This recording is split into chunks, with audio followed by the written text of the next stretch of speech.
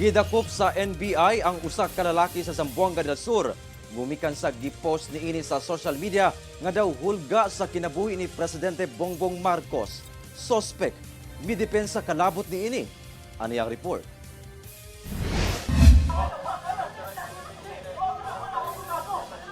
Misway pa og sibat sa mga ahente sa NBI Cybercrime apan hingpit gyapon nga nadakpan kining usa ka lalaki sa usa ka panimalay sa Pagadian City, Zamboanga del Sur adlong Martes.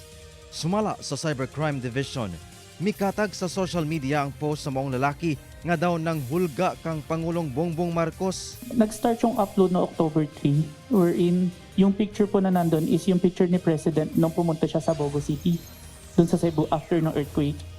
Meron pong araw sa ulo ni President and may caption po na headshot. Sa mga shooter, sa mga law enforcement agencies, pag sinabing i-headshot ka, ay babariling ka sa ulo. Nagpapahiwatig siya na ganoon, kaya sineryoso namin yung bagay na yun. Pinuntahan siya at dinala siya dito. Apan depensa sa suspect, wala kuno kini intensyon nga patyon ang presidente. Download ko lang po yung image na yon. Yung araw lang na yon napupunta sa presidente natin is galing doon sa word na bugo.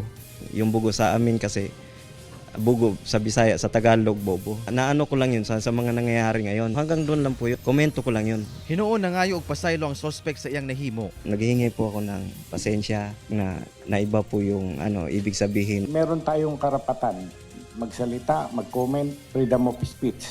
Kasama yan, freedom of expression.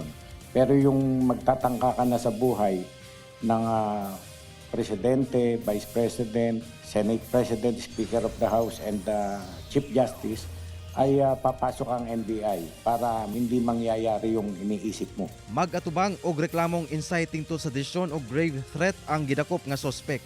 Kauban si Gary Balantay ug Bong Vicencio, Efren Mamak. 1 Mindanao.